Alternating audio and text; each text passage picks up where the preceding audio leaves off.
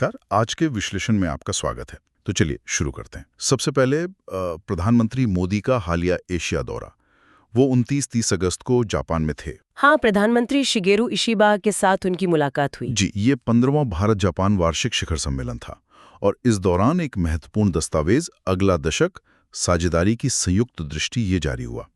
इसमें मोटे तौर पर देखें तो 3 मुख्य क्षेत्रों पर जोर है। हाँ, कौन कौन से? पहला तो है रक्षा और रणनीतिक सहयोग, मतलब इसमें हिंद प्रशांत क्षेत्र, क्वाड, ये सब आ गया। दूसरा है आर्थिक तरक्की, जिसमें भारी निवेश, टेक्नोलॉजी ट्रांसफर, आधुनिक रेलवे, क्लीन एनर्जी, ये सब शामिल हैं।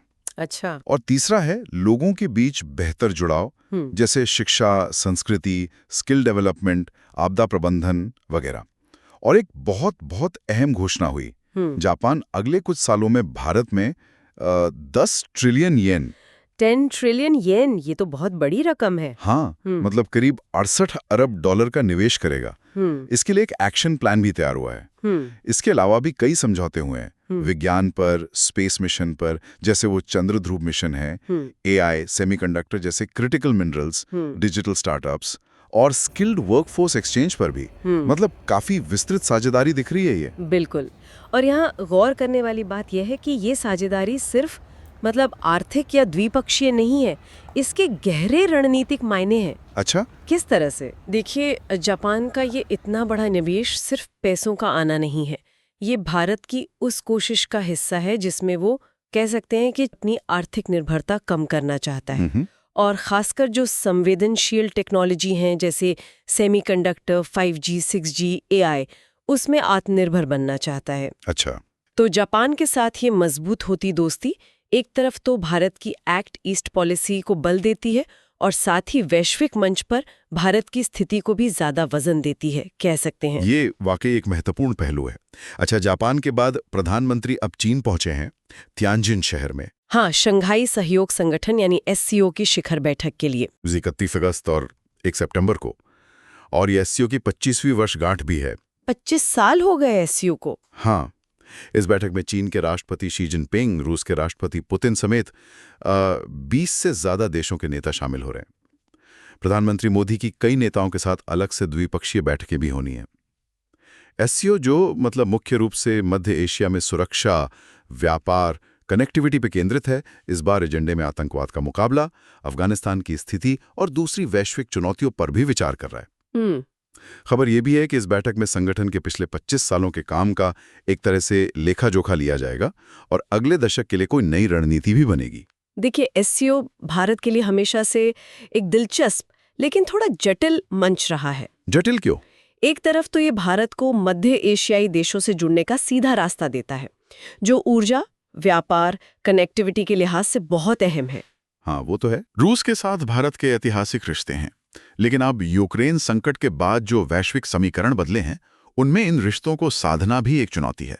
तो भारत यहाँ एक तरह की, क्या कहते हैं, कूटनीतिक रस्सी पर चल रहा है। इससे एक सवाल उभरता है कि मौजूदा वैश्विक तनाव, खासकर पश्चिम और रूस चीन के बीच जो दूरी बढ़ रही है, उस माहौल में भारत SCO जैसे मंच का इस्तेमाल अपनी रणनीतिक स्वायत्तता बनाए रखते हुए अपने हितों को साधने के लिए कैसे करेगा, ये देखना अहम होगा कि भारत इस मल्टीपोलर दुनिया में संतुलन कैसे बनाता है। रिलायंस इंडस्ट्रीज की टेलीकॉम कंपनी जियो, जिसके यूजर्स अब 50 करोड़ से ज्यादा हो गए हैं। 50 करोड़ बहुत बड़ा यूजर बेस है। हाँ, तो जियो 2026 के मध्य तक अपना IPO यानी इनिशियल पब्लिक ऑफरिंग लाने की योजना बना रही है।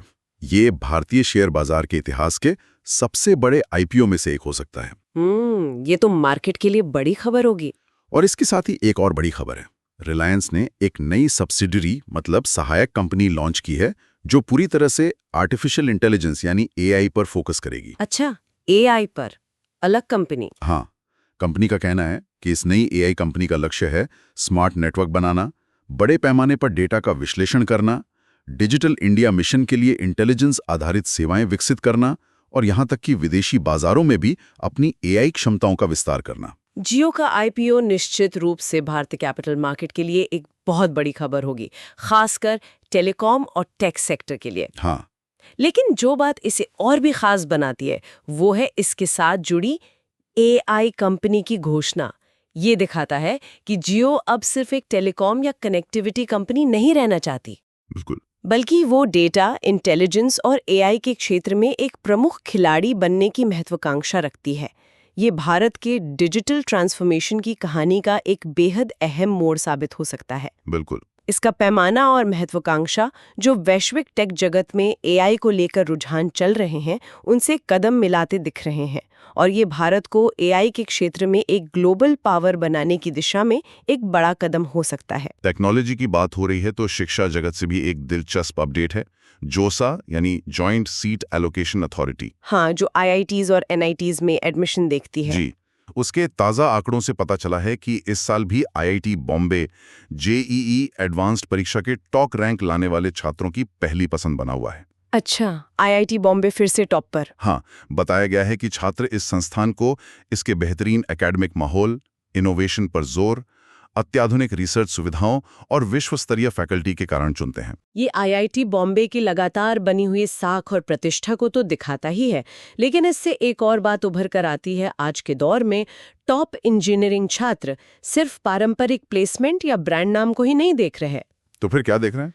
वो उन संस्थानों को प्राथमिकता दे रहे हैं जो इनोवेशन, एंटरप्रेन्योरशिप और भविष्य की टेक्नोलॉजी जैसे एआई, क्वांटम कंप्यूटिंग, बायोटेक, इन पर केंद्रित रिसर्च को बढ़ावा दे रहे हैं।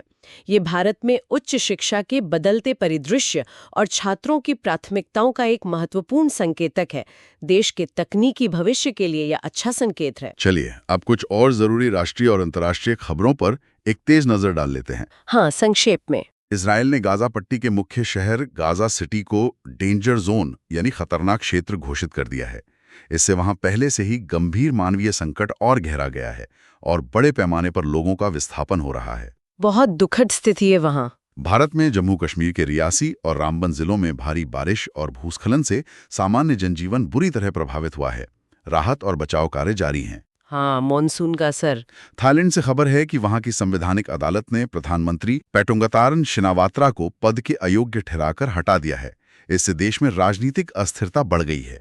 थाईलैंड में फिर से राजनीतिक उथल-पुथल। और टेक्नोलॉजी की दुनिया में दो दिग्गज कंपनियां मेटा और गूगल, इनके बीच एआई को लेकर हुई कुछ डील्स पर सवाल उठ रहे हैं। इनमें डेटा गवर्नेंस और बाजार में एकाधिकार जैसे कानूनी मुद्दे शामिल हैं। ये टेक कंपनियों रेगुलेशन का मुद्दा लगातार बना हुआ है। आज इस चर्चा के लिए आपका बहुत बहुत धन्यवाद। धन्यवाद। उम्मीद है ये बातचीत हमारे सुनने वालों के लिए जानकारी भरी रही होगी। अगली बार फिर मिलेंगे कुछ और खबरों के साथ। नमस्कार।